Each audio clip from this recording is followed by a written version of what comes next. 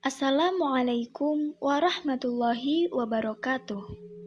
Kami dari kelompok 3 yang beranggotakan Fitriana Ika Maulida dan Ali Huria Harimatul Uswah akan menampilkan sebuah video mengenai metodologi studi Islam yang diampu oleh dosen Bapak Haji Imam Masrur MTHI. Selamat menyaksikan.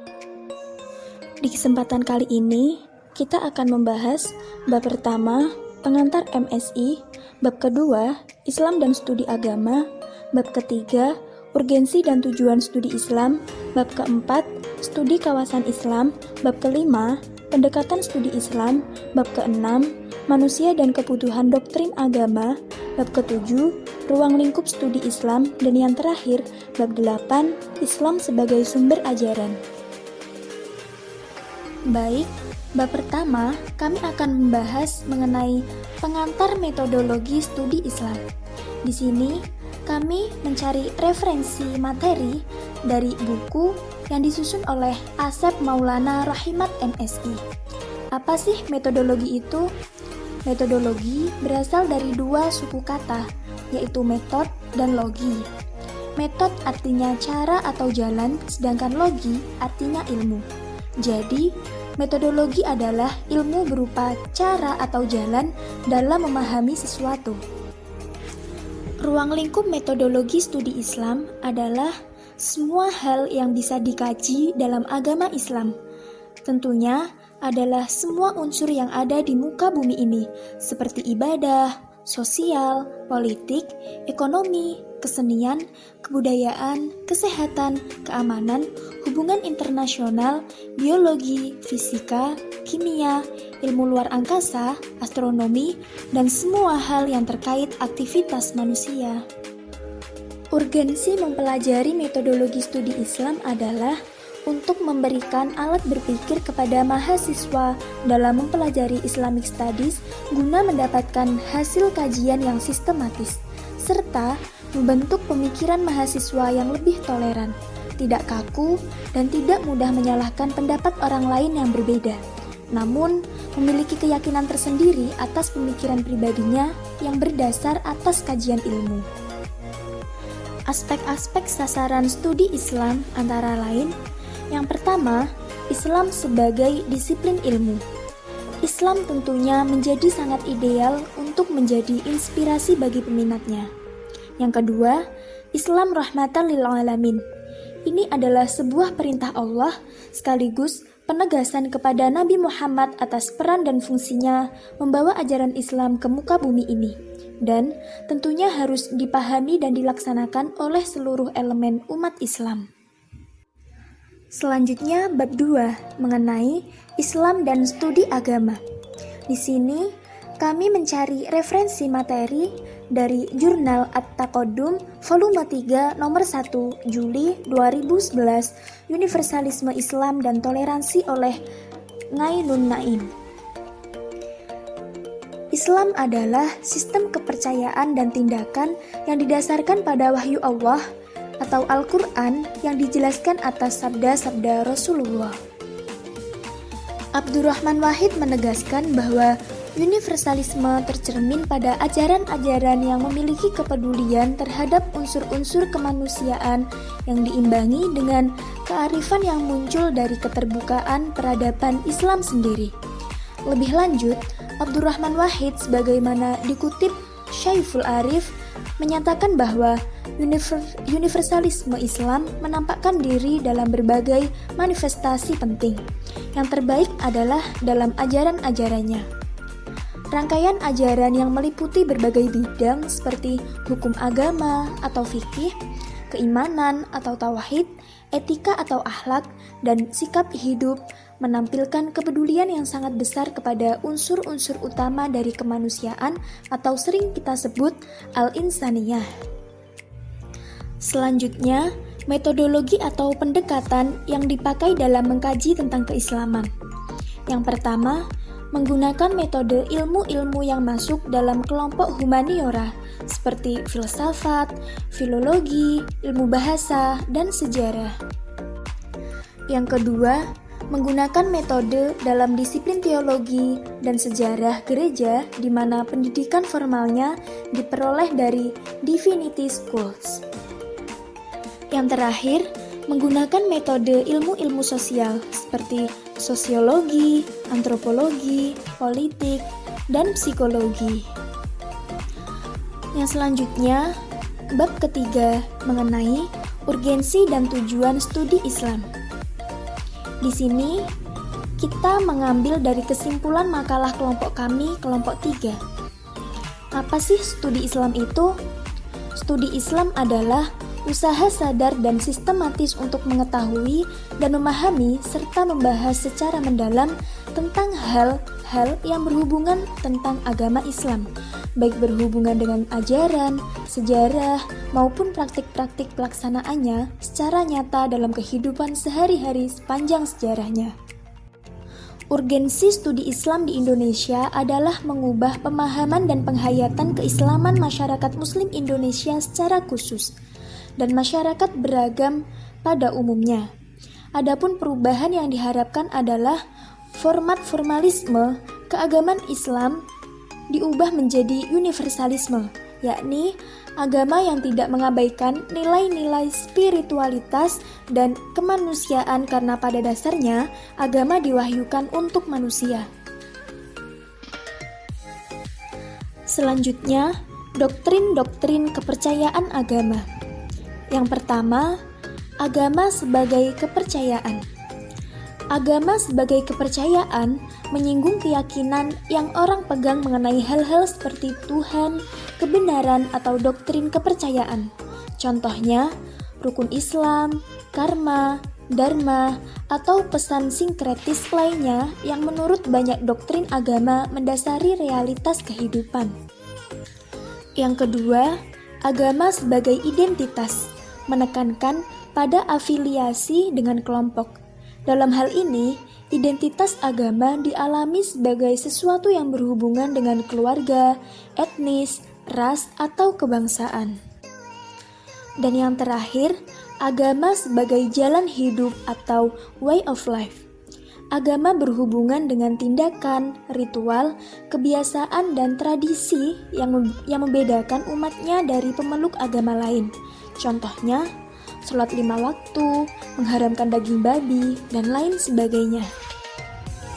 Selanjutnya, bab 4, mengenai studi kawasan Islam. Di sini, kami mencari referensi materi dari buku yang disusun oleh Dr. Haji Koko Abdul Qadir, MA. Apa sih studi kawasan Islam itu? Studi kawasan Islam adalah kajian yang tampaknya dapat menjelaskan situasi saat ini karena fokus materi kajiannya tentang berbagai area mengenai kawasan dunia Islam dan lingkup Pranata yang ada di dalamnya. Sejarah studi wilayah. Persoalan hubungan antar batas wilayah sebuah negara sebenarnya sudah menjadi perhatian para ahli kenegaraan sejak zaman Yunani sekitar tahun 450-an. 1300 tahun kemudian, kaum muslim memiliki kemampuan yang luar biasa dalam mengembangkan studi kawasan ini dengan berbagai corak ragam yang lebih dinamis lagi. Studi kawasan Islam, antara lain, yang pertama, kawasan Timur Tengah. Perhatian yang serius terhadap kajian Islam di sini dapat dilihat dari hasil karya orientalis Philip K. Hitti yang menulis A History of the Arab, Joseph Katz, The Origin of Muhammadan Jurisprudence and A Introduction to Islamic Law. Yang kedua, kawasan Afrika. Afrika menjadi perhatian para peneliti tentang keislaman karena ada sebagian dari negara benua ini yang warganya beragama Islam. Bahkan dari benua ini pula lahir pemikir Islam besar sejak zaman klasik hingga modern. Yang ketiga, kawasan Eropa dan Amerika Serikat. Di Eropa, kajian masalah Timur terpisah menjadi suatu kedisiplinan abad ke-19. Di Prancis dan Inggris, motivasi kajian Timur Tengah merupakan kepentingan politik karena wilayahnya merupakan incaran sebagai daerah jajahan. Sedangkan Islam di Amerika Serikat berkembang dengan pesat dan Muslim menjadi pemeluk agama kedua terbesar setelah umat Kristiani. Selanjutnya, yang keempat, kawasan Australia. Di lingkungan mahasiswa Muslim Indonesia yang belajar di beberapa universitas di Melbourne, beberapa mahasiswa Muslim di Indonesia di Monash juga menghadiri pengajian yang diadakan Islam Study Group, yang umumnya berbentuk tafsir Quran. Mereka juga aktif menghadiri pertemuan kelompok Muslim yang dikenal dengan sebutan Jamaah Tabligh. Yang terakhir, kawasan Asia Tenggara. Masuknya Islam di wilayah ini lebih banyak dibawa oleh saudagar, pedagang Muslim dari wilayah India ataupun Timur Tengah yang kedatangannya di kawasan Asia Tenggara ini sambil berdagang. Selanjutnya, bab 5 tentang beberapa pendekatan studi Islam. Kami mengutip dari bukunya Dr. Haji M. Rozali MAK. Pendekatan studi Islam itu dibagi menjadi 9. Yang pertama, ada pendekatan teologis.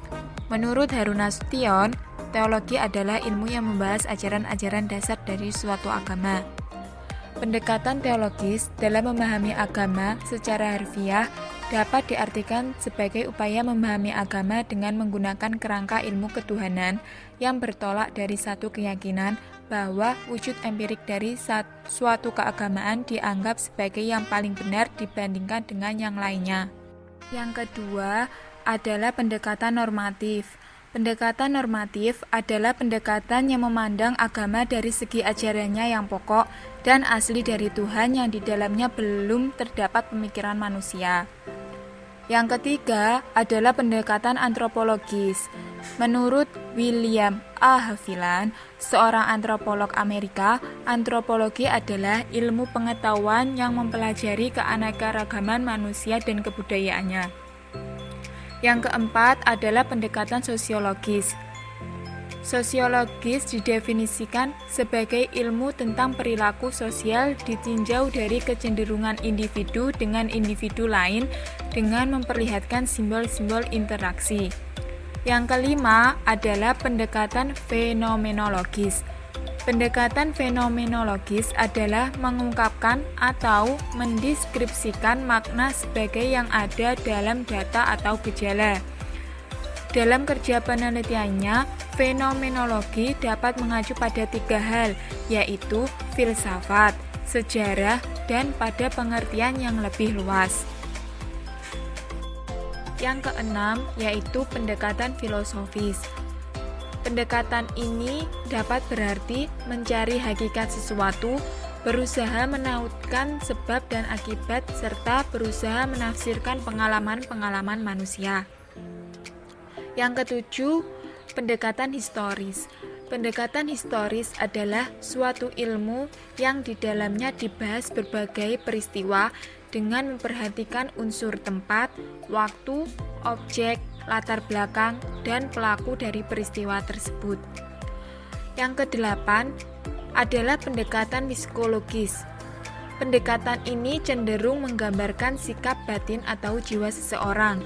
Misalnya sikap beriman dan bertakwa kepada Allah sebagai orang yang soleh, orang yang berbuat baik, orang yang jujur, dan sebagainya.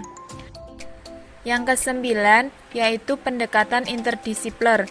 Pendekatan ini lebih memusatkan pada masalah-masalah sosial, seperti disiplin keilmuan sosial atau bidang studi telah terpadu sebagai suatu kesatuan sehingga banyak diintegrasikan menurut kepentingan dan tidak lagi menurut urutan konsep masing-masing ilmu atau bidang studi.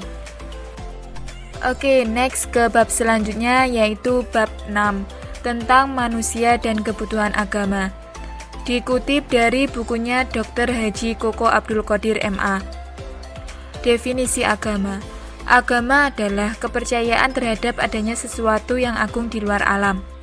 Agama yakni kepercayaan adanya Tuhan yang menurunkan wahyu kepada para nabinya untuk umat manusia demi kebahagiaannya di dunia dan akhirat. Menurut beberapa ahli, ada 3 ciri khas agama.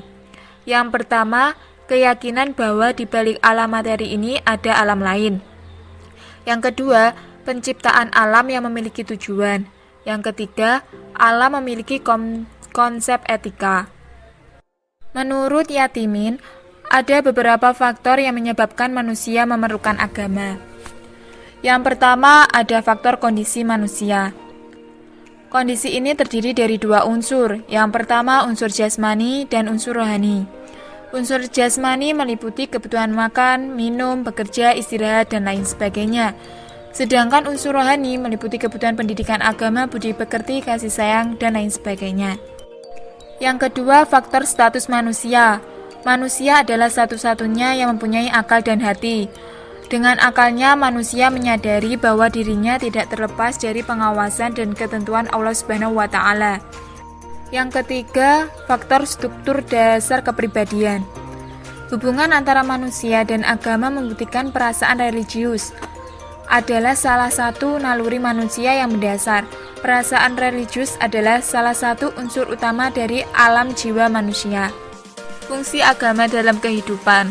Menurut Amin Syukur, fungsi agama dapat dilihat dari beberapa aspek berikut ini. Yang pertama, ada aspek religius. Agama menyandarkan manusia tentang penciptanya. Faktor iman mempengaruhi karena merupakan dasar agama. Yang kedua, aspek antropologis. Maksudnya, agama memberitahu kepada manusia tentang fungsi, asal, dan tujuan manusia. Yang ketiga, aspek psikologis. Agama dapat menenteramkan, menenangkan, dan membahagiakan kehidupan jiwa manusia. Selanjutnya, bab 7 tentang ruang lingkup studi Islam. Dikutip dari buku Metodologi Studi Islam dalam Perspektif Multidisiplin Keilmuan. Dalam bidang agama, agama sebagai sasaran kajian dapat dikategorikan menjadi 3, yaitu agama sebagai doktrin, dinamika, dan struktur masyarakat yang dibentuk oleh agama, serta sikap masyarakat pemeluk terhadap doktrin. Agama bertitik tolak dari adanya suatu kepercayaan terhadap suatu yang lebih berkuasa, lebih agung, lebih mulia daripada makhluk. Agama berhubungan dengan masalah ketuhanan dan manusia yang mempercayainya harus menyerahkan diri kepadanya, mengabdikan diri sepenuhnya. Agama sebagai objek studi menurut M. Nur Hakim minimal dapat dilihat dari 3 sisi. Pertama, ada doktrin dari Tuhan yang sebenarnya bagi para pemeluknya sudah final dalam arti absolut dan diterima apa adanya. Yang kedua, gejala budaya yang berarti seluruh yang menjadi kreasi manusia dalam kaitannya dengan agama, termasuk pemahaman orang terhadap doktrin agamanya. Yang ketiga, interaksi sosial, yaitu realitas umat Islam dan diterima apa adanya. Oke, yang terakhir adalah bab 8, yaitu tentang Islam sebagai sumber ajaran, yang dikutip dari buku Metodologi Studi Islam dalam Perspektif Multidisiplin Keilmuan oleh Dr. Haji M. Rozali, MA. Sumber ajaran Islam itu dibagi menjadi 2, yaitu primer dan sekunder. Sumber ajaran Islam primer dikategorikan menjadi 2 macam, ada Al-Quran dan hadis. Al-Quran adalah firman Allah yang diturunkan kepada hati Rasulullah melalui malaikat Jibril dengan menggunakan bahasa Arab dan maknanya yang benar, agar ia menjadi hujah bagi Rasul, bahwa ia benar-benar Rasulullah, menjadi undang-undang bagi manusia, memberikan petunjuk kepada mereka, dan menjadi sasaran untuk melakukan pendekatan diri dan ibadah kepada Allah dengan membacanya. Yang kedua, hadis. Hadis berkedudukan sebagai sumber ajaran Islam yang kedua setelah Al-Quran. Selain didasarkan pada keterangan-keterangan ayat-ayat Al-Quran dan hadis, juga didasarkan pada pendapat kesepakatan para sahabat, yakni seluruh sahabat sepakat untuk menetapkan tentang wajib mengikuti hadis, baik pada masa Rasulullah masih hidup maupun setelah beliau wafat. Ajaran Islam sekunder. Ada ijtihad. Secara harfiah, ijtihad berarti pendapat dan pertimbangan. Tetapi orang-orang Arab telah mempergunakannya bagi pendapat dan keahlian yang dipertimbangkan dengan baik dalam menangani urusan yang dihadapi. Selanjutnya, karakteristik ajaran Islam. Dalam bidang agama, Islam dengan tegas mengakui hak agama lain, kecuali yang berdasarkan paganisme dan syirik. Dalam bidang ibadah, ibadah dapat diartikan sebagai upaya mendekatkan diri kepada Allah dengan mentaati segala perintahnya, menjauhi segala larangannya, dan mengamalkan segala yang diizinkannya. Untuk di bidang ilmu dan kebudayaan, Islam mengajarkan kepada pemeluknya untuk bersikap terbuka dan tidak tertutup. Terbuka untuk menerima berbagai masukan dari luar, tetapi juga harus selektif. Maksudnya adalah tidak begitu saja menerima seluruh jenis ilmu dan teknologi, melainkan ilmu dan teknologi yang sesuai, tidak menyimpang dari ajaran Islam. Dalam bidang pendidikan, karakteristik Islam dalam bidang pendidikan yaitu Islam memandang pendidikan sebagai hak bagi setiap orang, baik laki-laki atau perempuan, dan berlangsung sepanjang hayat. Dalam bidang sosial, ada ciri khas yang diajarkan Islam, yaitu ajaran yang bertujuan untuk mensejahterakan manusia. Maksudnya seperti tolong-menolong, saling dermawan, saling gotong royong, dan memiliki sifat kekeluargaan. Dan yang terakhir ada dalam bidang kehidupan ekonomi. Islam merupakan agama yang memiliki ajaran dalam segala bidang. Dalam urusan kehidupan dunia, dalam hal ini bidang ekonomi. Islam mengajarkannya untuk kesejahteraan manusia, karena Islam memandang bahwa manusia itu harus hidup seimbang dan tidak terpisahkan antara urusan dunia dan akhirat. Itulah beberapa materi yang bisa kami sampaikan. Terima kasih. Wassalamualaikum warahmatullahi wabarakatuh.